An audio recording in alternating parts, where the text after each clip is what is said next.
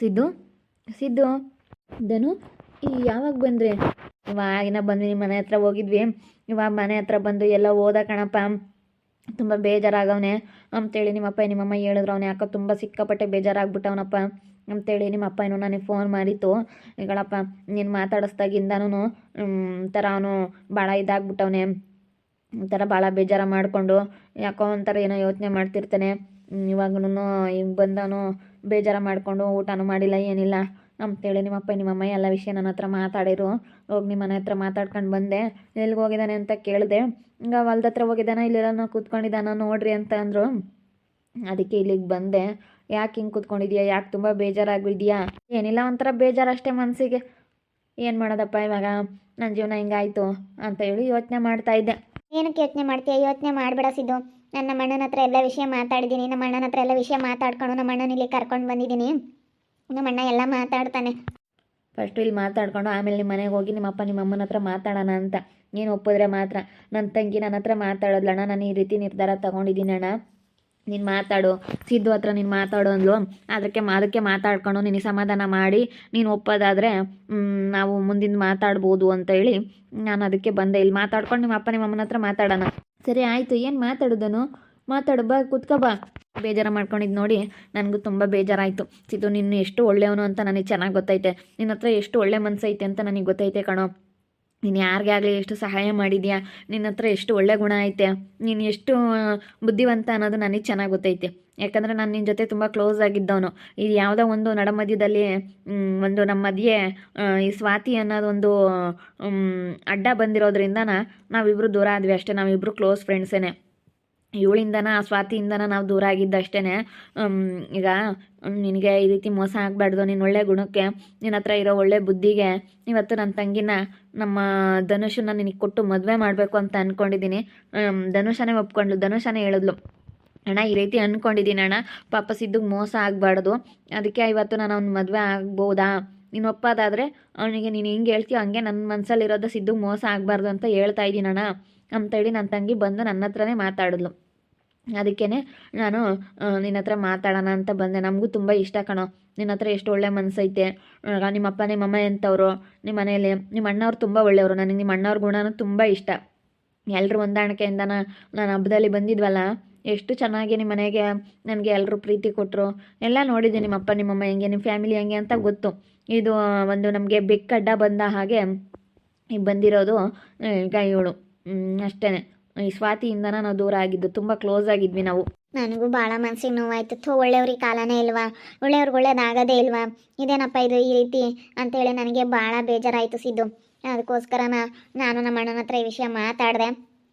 ಅದಕ್ಕೆ ನಮ್ಮ ಅಣ್ಣ ಸರಿ ಆಯ್ತಮ್ಮ ಮಾತಾಡೋಣ ಬಾ, ಸಿದ್ದು ಒಪ್ಪೋದಾದರೆ ನಿನ್ನ ಮದುವೆ ಆಗ್ಬಿಡು ಅಂತ ಹೇಳಿದ್ರು. ಅಲ್ಲ ನಾನೇನೋ ಒಪ್ತೀನಿ ಧನುಷ, ನಿನ್ನ ಹತ್ರ ಎಂಥ ಬುದ್ಧಿ ಐತೆ ಅಂತ ನನಗೆ ಗೊತ್ತು, ನೀವಿಬ್ಬರು ಎಂಥವ್ರು ಅಂತ. ಅವಳಿಂದ ನಾನು ನಿಮ್ಮಿಬ್ರೂ ದೂರ ಮಾಡ್ಕೊಬಿಟ್ಟೆ. ಅವಳ ಸಲುವಾಗಿ ನಿಮ್ಮಿಬ್ರನ್ನ ದೂರ ಮಾಡ್ಕೊಳ್ಳೋದಕ್ಕೆ ಕಾರಣನೇ ಅವಳಿಂದ ನಾನು ದೂರ ಮಾಡಿಕೊಂಡು ತುಂಬ ನಾನು ಎಷ್ಟು ಸಾರಿ ಮಿಸ್ ಮಾಡ್ಕೊತಾ ಇದ್ದೆ ಗೊತ್ತಾ. ನಿಮ್ಮನ್ನಂತೂ ಎಷ್ಟು ಸಾರಿ ನೆನೆಸ್ಕೊತಾ ಇದ್ನ ಒಂದು ದಿವಸಕ್ಕೆ. ನನಗೆ ಯಾವಾಗ್ಲೂ ಎದ್ರು ಬಿದ್ದರು ಈಗ ನನಗೆ ಧನುನೇ ನೆನಪಾಗ್ತಾ ಇದ್ದ. ಎಲ್ಲೋದ್ರೂ ಬರೀ ಧನನ ಜೊತೆಗೆ ಹೋಗ್ತಾ ಇದ್ದೆ. ಎಷ್ಟು ಮಿಸ್ ಮಾಡ್ಕೊಂಡಿದ್ದೀನೋ, ಏನು ಮಾಡೋದು. ಅವಳು ಅವ್ರನ್ನೇನಾದರೂ ಮಾತಾಡ್ಸಿದ್ರೆ ನಿನಗೆ ಹಂಗೆ ಮಾಡ್ತೀನಿ ಹಿಂಗೆ ಮಾಡ್ತೀನಿ, ಅವನ್ನ ಮಾತಾಡಿಸ್ಬೇಡ, ಅವನ್ನೇನಾದರೂ ಮಾತಾಡ್ಸಿದೀಯ ಅಂದರೆ ನಿನಗೆ ಹಂಗಾಗುತ್ತೆ ಹಿಂಗಾಗುತ್ತೆ ಅಂತ ನನಗೆ ಇಲ್ಲದ್ದೆಲ್ಲ ಅವಳು ಎದುರಿಸ್ಬಿಟ್ಲು. ಅವಳ ಸಲುವಾಗಿ ಅವಳು ಮಾತು ಕೇಳ್ಕೊಂಡು ನಿಮ್ಮಂಥ ಅವ್ರನ್ನ ನಾನು ದೂರ ಮಾಡ್ಕೊಬಿಟ್ಟೆ. ನಿಜವಾಗ್ಲೂ ಧನು, ನಿನ್ನಂಥ ಫ್ರೆಂಡ್ಸ್ ಸಿಗೋದಕ್ಕೆ ನಾನು ತುಂಬ ಪುಣ್ಯ ಮಾಡಿದ್ದೆ ಧನುಷ. ಕ್ಷಮಿಸ್ಬಿಡು ಧನುಷ. ಈಗ ನಿಮ್ಮಪ್ಪ ನಿಮ್ಮಮ್ಮ ಒಪ್ಪಬೇಕಲ್ಲ. ನಾನು ಎಲ್ಲ ಆಗೈತೆ, ಯಾರು ಇಷ್ಟಪಡ್ತಾರೆ ನನ್ನ, ಯಾರು ಮದುವೆ ಆಗ್ತಾರೆ, ಎಲ್ಲ ಮಾಡ್ಕೊಬಿಟ್ಟಿದ್ದೀನಿ. ಅವಳಿಂದ ನನ್ನ ಜೀವನ ಹಾಳು ಮಾಡ್ಕೊಂಡೆ ಅಂತ ಯೋಚನೆ ಮಾಡ್ತಿದ್ದೆ. ನೀನು ಬಂದು ನನ್ನ ಕೈ ಹಿಡ್ದಿದ್ಯಾ ಅಂತಂದರೆ ನಾನು ನಿನ್ನ ಮದುವೆ ಆಗಿ ಮಹಾರಾಣಿ ಥರ ನೋಡ್ಕೊತೀನಿ, ತುಂಬ ಚೆನ್ನಾಗಿ ನೋಡ್ಕೊತೀನಿ ನಿನ್ನ ಧನುಷ. ಅದೇ ಅಪ್ಪ, ನಾವು ಅದನ್ನೇ ಮಾತಾಡ್ತಿದ್ದು ಧನುಷನು ನಾನು ಮತ್ತು ನನ್ನ ಹೆಂಡತಿ 3 ಜನ ಸೇರಿಕೊಂಡು ಮಾತಾಡಿಕೊಂಡು ಇವಾಗ ನಮ್ಮ ಅಪ್ಪ ನಮ್ಮಮ್ಮನ ಹತ್ರ ನಾವಿನ್ನೂ ಏನೂ ಮಾತಾಡಿಲ್ಲ. ನಾವು ಫಸ್ಟು ನಿನ್ನ ಹತ್ರ ಈ ವಿಷಯ ಮಾತಾಡೋಣ, ನಿನ್ನ ಹತ್ರ ಈ ವಿಷಯ ಮಾತಾಡಿ ಆಮೇಲೆ ನಿಮ್ಮ ಅಪ್ಪ ನಿಮ್ಮಮ್ಮನ ಹತ್ರ ಮಾತಾಡೋಣ. ಮಾತಾಡ್ಕೊಂಡು ಹೋಗಿ ಆಮೇಲೆ ನಮ್ಮ ಮನೇಲೆಲ್ಲ ಹೇಳ್ಬಿಟ್ಟು ನಾನು ಒಪ್ಪಿದ್ದೀನಿ ಅಂತಂದ್ರೆ ನಮ್ಮಪ್ಪ ನಮ್ಮಮ್ಮ ಒಪ್ತಾರೆ. ಈಗ ನೀನು ಎಂಥ ಅನ್ನೋದು ಗೊತ್ತು ಕಣೋ. ನೀನು ದುಡ್ಡು ಕಾಸಲ್ಲಾಗಿರ್ಬೋದು ಎಷ್ಟು ಬುದ್ಧಿವಂತ. ಇವುಗಳ ಯಾವುದೇ ಆಗಲಿ ಯಾರು ಇಲ್ಲ ಅಂತಂದರೆ ಯಾರು ಕೊಡಲ್ಲ ಅಂತ ನೀನು ಹೇಳ್ತಿರ್ತೀಯ. ನನಗೆ ಬುದ್ಧಿ ಹೇಳಿದೀಯ ಎಷ್ಟೋ ಸಲ. ನಾನು ಎಷ್ಟೋ ಒಳ್ಳೊಳ್ಳೆ ಮಾತುಗಳನ್ನ ನಿನ್ನಿಂದ ತಗೊಂಡು ನಾನು ನಿನ್ನಿಂದ ಎಷ್ಟೋ ಪಾಠಗಳು ಕಲ್ತಿದ್ದೀನಿ ಗೊತ್ತಾ. ನೀನು ಹೇಳ್ತಾ ಇದ್ದೆ ಇಲ್ಲ ಅಂದರೆ ಯಾರೂ ಕೊಡಲ್ಲ ಕಣೋ, ಸುಮ್ಮನೆ ಅನಾವಶ್ಯಕವಾಗಿ ಖರ್ಚು ಮಾಡಬೇಡ ಅಂತೇಳಿ ನೀನೇ ಹೇಳ್ತಾ ಇದ್ದೆ ಅಲ್ಲ. ನೀನೇ ಹೇಳಿರೋ ಮಾತುಗಳನ್ನ ನಾನು ಎಷ್ಟೋ ಇವತ್ತು ತಗೊಂಡು ನಾನು ಇವತ್ತು ಬುದ್ಧಿ ಕಲ್ತ್ಕೊಂಡಿದ್ದೀನಿ, ಇಲ್ಲ ಅಂತಲ್ಲ. ಏನು ಮಾಡೋದು.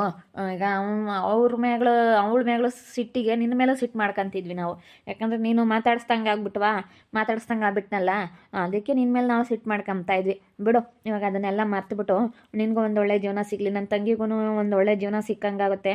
ಇಬ್ಬರು ಜೋಡಿ ಆಗ್ಬಿಡ್ರಿ. ಧನುಷನ್ಗೆ ಇಷ್ಟ ಆಯಿತಾ? ಧನುಷ ನಿನಗಿಷ್ಟ ಆಯಿತಾ? ಮತ್ತೆ ನೋಡು ಸ್ವಾತಿ ಹತ್ರ ಈ ರೀತಿ ಎಲ್ಲ ಹಿಂಗೆಲ್ಲ ಮಾತಾಡಿ ಹಿಂಗೆಲ್ಲ ಹಿಂಗೆ ಮಾಡಿಕೊಂಡು ನೋಡಿ ಹಿಂಗೆ ಮಾಡಿಬಿಟ್ಟ ಅಂತೇಳಿ ನೀನು ಆಮೇಲೆ ಬೇಜಾರು ಮಾಡ್ಕೊಳ್ಳೋದಾಗಲಿ ಅದೆಲ್ಲ ಮಾಡಬೇಡ. ನಿನಗಿಷ್ಟ ಇದ್ದರೆ ಮಾತ್ರ ಒಪ್ಕೊ, ಇಲ್ಲ ಅಂತಂದರೆ ಏನೂ ಬೇಡ. ಅವಳೇ ಕಣೋ ಧನುಷನ ಹೇಳಿದ್ದು ನನ್ನ ಹತ್ರ, ಹಣ ಈ ರೀತಿ ನಿರ್ಧಾರ ತಗೊಂಡಿದ್ದೀನಿ ಕಣೋ, ಪಾಪ ಸಿದ್ದು ಜೀವನ ಹಾಳಾಗಬಾರ್ದು, ಅದಕ್ಕೆ ನೀನು ಒಪ್ಪೋದಾದರೆ ನಿನ್ನ ಒಪ್ಪಿಗೆ ಮೇಲೆ ನನ್ನ ತಂಗಿ ನಾನು ಒಪ್ಪಿದ್ರೇ ಯಾವುದೇ ಆಗಲಿ ನನ್ನ ಮಾತು ಮೀರಿ ನಾನು ಬೇಡ ಅಂತಂದರೆ ಇಲ್ಲಿಗೆ ಬಿಟ್ಟಾಕ್ಬಿಡ್ತಾಳೆ. ನಾನು ನಮ್ಮ ಅಣ್ಣನ ಹತ್ರ ಮಾತಾಡಿದೆ ಈ ವಿಷಯ. ನಮ್ಮ ಅಣ್ಣನ ಹತ್ರ ನಾನು ಯೋಚನೆ ಮಾಡಿ ಕೂತ್ಕೊಂಡು ನಮ್ಮ ಅಣ್ಣನ ಹತ್ರ ಮಾತಾಡಿದೆ. ನಮ್ಮ ಅಣ್ಣನ ಹತ್ರ ಮಾತಾಡೋದಕ್ಕೆ ನಮ್ಮ ಅಣ್ಣ ಒಪ್ಕೊಂಡ. ನಮ್ಮ ಅಣ್ಣ ಬೇಡ ಅಂತಂದ್ರೆ ಬೇಡ ಅಷ್ಟೇ. ನಮ್ಮ ಅಣ್ಣ ಒಪ್ಪಿದ್ದಾನೆ ಅಂದರೆ ನಾನು ಹೊಟ್ಟೆಲಿ ಹೇಳೋದಂತೆ ಹೇಳ್ದೆ, ನಿನ್ನಂಥ ಒಳ್ಳೆಯವನಿಗೆ ಮೋಸ ಆಗಬಾರ್ದು ಅನ್ನೋ ಒಂದು ಕಾರಣಕ್ಕೋಸ್ಕರ. ಸರಿ ಆಯಿತು ಧನುಷ, ನನಗೇನೋ ತುಂಬ ಇಷ್ಟ ಆಯಿತು. ನಮ್ಮ ಅಪ್ಪ ಅಮ್ಮನ ಹತ್ರ ನಿಮ್ಮ ಅಪ್ಪ ನಮ್ಮನ ಹತ್ರ ಮಾತಾಡಿ ಮದುವೆ ಆಗಿಬಿಡೋಣ. ಮದುವೆ ಆಗಿ ಅವಳ ಕಣ್ಣೀರಿಗೆ ಚೆನ್ನಾಗಿರಬೇಕು ನಾವು. ಅವಳು ಪಶ್ಚಾತ್ತಾಪ ಪಡಬೇಕು, ಇಂಥ ಒಳ್ಳೆ ಹುಡುಗನ ನಾನು ಕಳ್ಕೊಬಿಟ್ನಲ್ಲ, ಇಂಥ ಒಳ್ಳೆ ಹುಡುಗನ ನಾನು ಮಿಸ್ ಮಾಡ್ಕೊಂಡನಲ್ಲ ಅಂತೇಳಿ. ಅವಳು ಇವತ್ತು ಚೆನ್ನಾಗಿರಲ್ಲ ಬಿಡಪ್ಪ. ಯಾರೇ ಆಗಲಿ ಈಗ ಬಲವಂತ ಮಾಡಿ ಇಷ್ಟಪಡೋರನ್ನ ಬಿಟ್ಟು ಇಷ್ಟಪಡ್ದಿಲ್ದವ್ರ ಜೊತೆ ಬಲವಂತವಾಗಿ ಮದುವೆ ಮಾಡಿದ್ರೆ ಅವ್ರು ಎಷ್ಟು ದಿನ ಅಂತೇಳಿ ಬಲವಂತಕ್ಕಿರ್ತಾರೆ ಹೇಳು. ಬಲವಂತ ಮಾಡಿದ್ದು ಯಾವುದೂ ಸರಿ ಇರೋದಿಲ್ಲ. ಅದಕ್ಕೆ ಅವಳೇ ನೊಂದ್ಕೋಬೇಕು, ಪಶ್ಚಾತ್ತಾಪ ಪಡಬೇಕು, ನೀವಿಬ್ಬರು ಚೆನ್ನಾಗಿರಬೇಕು. ಅದೇ ನನ್ನ ಆಸೆ. ಅವ್ರ ಕಣ್ಣೆದುರಿಗೆ ನೀವೆಲ್ಲರೂ ಚೆನ್ನಾಗಿರಬೇಕು. ಇವಾಗ ನನ್ನ ಮದುವೆನೇ ಆಯಿತು, ನನ್ನ ತಂಗಿ ಮದುವೆನೂ ಮಾಡಬೇಕು ಅಂತ ನಾನು ತುಂಬ ಕಾಯ್ತಾ ಇದ್ದೆ.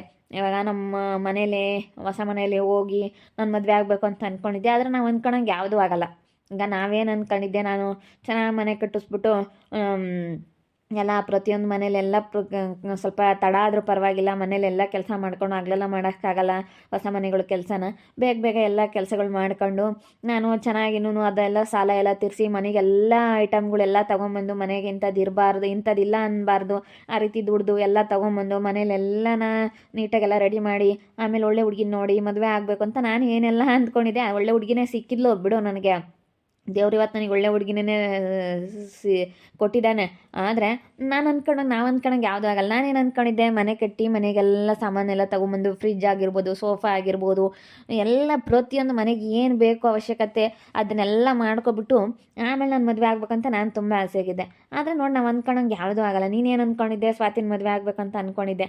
ಆದರೆ ನೀನು ಒಳ್ಳೆಯವನು, ನಿನಗೆ ಈ ರೀತಿ ಆಗಬಾರ್ದು ಅಂತ ಮೇಲೊಬ್ಬ ಇದ್ದಾನೆ, ಅವ್ನು ನಿರ್ಧಾರ ಮಾಡ್ತಾನೆ. ನಮ್ಮಂತ ನನ್ನ ತಂಗಿ ಒಳ್ಳೆಯವಳಿಗೆ ಇವತ್ತು ಒಳ್ಳೆ ಹುಡುಗನ ದೇವ್ರಮ್ಮನ ಇವತ್ತು ಯಾಕೆ ಜೋಡಿ ಮಾಡ್ತಾ ಇದ್ದಾನೆ ಹೇಳು. ನಿನ್ನ ಹತ್ರ ಒಳ್ಳೆ ಮನಸ್ಸಿರೋದಕ್ಕೆ ದೇವ್ರಮ್ಮನು ಒಳ್ಳೆಯವ್ರಿಗೆ ಒಳ್ಳೇದು ಮಾಡೇ ಮಾಡ್ತಾನೆ. ಖಂಡಿತ ಒಂದಲ್ಲ ಒಂದಿನ ಕೈ ಹಿಡ್ದೇ ಹಿಡಿತಾನೆ, ಒಳ್ಳೆಯವ್ರಿಗೆ ಒಳ್ಳೇದು ಮಾಡೇ ಮಾಡ್ತಾನೆ. ದೇವ್ರು ಇದ್ದಾನೆ. ಒಂದು ಸ್ವಲ್ಪ ತಡ ಆದರೂ ಪರವಾಗಿಲ್ಲ, ಒಳ್ಳೇದು ಮಾಡ್ತಾನೆ. ನೀನೇನು ಅಂದ್ಕೊಂಡಿದ್ದೆ, ಅಯ್ಯೋ ನನಗೆ ಹಿಂಗೆ ಆಗ್ಬಿಡ್ತು, ನನಗಿನ್ನು ಯಾರಿಲ್ಲ ನೋಡ್ಕೊಳ್ಳಲ್ಲ ಅಂತ ನೀನು ತುಂಬ ಪಶ್ಚಾತ್ತಾಪ ಪಡ್ತಿದ್ದೆ. ಸರಿನಾ? ಅವಳನ್ನ ಬಿಟ್ಟರೆ ಗತಿ ಇಲ್ಲ ಅನ್ನೋ ಥರ ಮರ್ತುಬಿಡು. ಇಲ್ಲಿ ಮರ್ತುಬಿಡು, ಅದೆಲ್ಲ ಒಂದು ಕೆಟ್ಟ ಕನಸು ಅಂತ ತಿಳ್ಕೊಂಡು ಮರ್ತುಬಿಡು ಸಿದ್ದು. ಮರ್ತು ಬಿಡ್ತೀನಿ ಬಿಡು. ಇನ್ಮೇಲಿಂದ ತಲೆ ಕೆಡಿಸ್ಕೊಳಕ್ಕೆ ಹೋಗಲ್ಲ. ನಾನು ನಾಳೆ ಹೇಳಿ ಬಂದಿದ್ದೀನಿ, ನೀವು ಬಂದು ಇವಾಗೆಲ್ಲ ಕೇಳೋದು. ಅವರು ಒಪ್ಕೊಂಡಿದ್ದಾಳೆ ಮದುವೆ, ಅವಳೇನು ಒಪ್ಕೊಂಡವಳೆ, ಸುಮ್ಮನೆ ಮದುವೆ ಆಗೋ ಥರ ಆ್ಯಕ್ಟ್ ಮಾಡಿ ನಾನು ಹೊರಟೋಗ್ಬಿಡೋಣ ಅಂತ ಅಂದ್ಕೊಂಡಾಳು. ಅವಳು ಮದುವೆ ಆಗ್ತೀನಿ ಅಂತೇಳಿ ಒಪ್ಕೊಂಡವಳು. ಅವ್ರ ಅಪ್ಪ ಅಮ್ಮನ ಹತ್ರ ಅವ್ರು ಒಪ್ಕೊಂಡವ್ರೆ ಮದುವೆ ಆಗಪ್ಪ ಅಂತಾರೆ. ಆದರೆ ಅವಳು ಆ್ಯಕ್ಟಿಂಗ್ ಮಾಡ್ತಾ ಇದ್ದಾಳೆ. ಅಲ್ಲಿ ಇವಾಗ ರೂಮಲ್ಲಿ ಕೊಡಾಕಿದಾರಲ್ಲ, ರೂಮಲ್ಲಿ ಕೊಡಾಕಿರೋದಕ್ಕೆ ರೂಮಿಂದ ಆಚೆ ಬರೋಕ್ಕಾಗಿನ ನಾನು ಮದುವೆ ಆಗ್ತೀನಿ ಅಂತ ಒಪ್ಕೊಂಡಿದ್ದಾಳೆ ಅಷ್ಟೇ. ಆದರೆ ಅವಳ ಮನಸ್ಸಲ್ಲಿ ಇರೋದೇ ಬೇರೆ. ಅವಳ ಮನಸ್ಸಲ್ಲಿ ಯಾವುದೇ ಕಾರಣಕ್ಕೆ ನಾನು ಮದುವೆ ಆಗ್ಬೇಕಂತ ಆಸೆ ಇಲ್ಲ. ಅವಳು ಬಣ್ಣದ ನೋಟಕ್ಕೆ ಬೆರಗಾಗ್ಬಿಟ್ಟಿದ್ದಾಳೆ. ಆ ಜೀವನದ ಜೊತೆ ಬಟ್ಟೆ ಕೊಡಿಸ್ತಾ, ಏನೋ ನ್ಯೂ ಇಯರ್ ಕೇಕ್ ತೊಗೊಂಬಂದು ಕೈ ಸೆಲೆಬ್ರೇಷನ್ ಮಾಡ್ದ, ಅದು ಇದು ಕೊಡಿಸ್ತಾ ತಿನ್ನೋಕು ಉಣ್ಣೋಕು ಅಂತೇಳಿ ಭಾಳ ಇದಾಗ್ಬಿಟ್ಟವಳೆ. ನಾನು ತಿನ್ನೋಕ್ಕೂ ಏನು ಕಡಿಮೆ ಮಾಡಿರಲಿಲ್ಲ ಕಣೋ, ಹಂಗೆ ಕೊಡಿಸಿದ್ದೆ ಬಿಡು. ಹಾಳಾಗೋದ್ರು ಹೋಗ್ಲಿ, ಅವಳ ಬಗ್ಗೆ ಅವಳು ಸುದ್ದಿನೇ ಬೇಡ, ಅವಳ ಬಗ್ಗೆ ಮಾತಾಡೋದೇ ಬೇಡ. ಇನ್ನು ನಾವು ಹೊಸ ಜೀವನ ಶುರು ಮಾಡ್ತಾ ಇದ್ದೀವಿ, ಹೊಸ ಜೀವನಕ್ಕೆ ಕಾಲಿಡ್ತಾ ಇದ್ದೀವಿ ಅಂತೇಳಿ ನಾವು ಇನ್ನು ಅಂದ್ಕೊಂಡು ಇನ್ನು ನಾವು ಚೆನ್ನಾಗಿರೋದು ನೋಡ್ಬೇಕಷ್ಟೇ. ನನಗೇನೋ ತುಂಬ ಖುಷಿ ಆಯಿತು.